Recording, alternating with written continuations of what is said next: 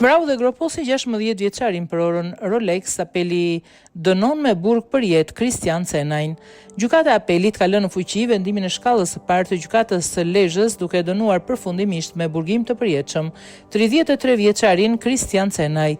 Ai shpallur fajtor për vrasjen e 16 vjeçarit Maringlen Gjonaj dhe për t'i grabitur orën Rolex dhe varsen e Floririt, ngjarje kjo ndodhur në Mamuras në maj të vitit 2015.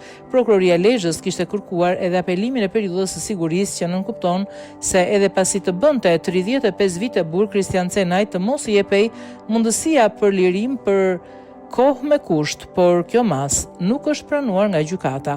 Familjarët e viktimave shprehur të pakënaqur nga vendimi pasi pretendojnë se në krim janë të përfshirë edhe persona të tjerë. Sipas tyre, autori ka bashkëpunuar me persona të tjerë që nuk janë hetuar dhe se dosja penale është e cunguar. Maringlen Gjonaj u zhduk në rrethana misterioze në vitin 2015. Eshtrat e tij u zbuluan rastësisht në 3 prill 2022, kur një fshatar i zonës në Fushkuqe i vuri zjarin një fermë pranë pronës së tij. Me djegjen e ferrës dolën në dritë edhe mbetjet kockore të një njeriu.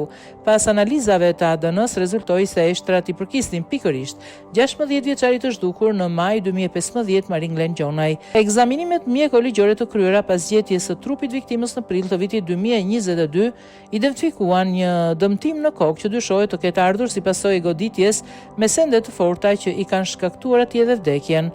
Autori Kristian Cenaj mendohet se ka vepruar i vetëm për grabitjen dhe vrasjen e adoleshentit, konkluzion që është arritur nga prokuroria e cila kreu disa hetime për ngjarjen.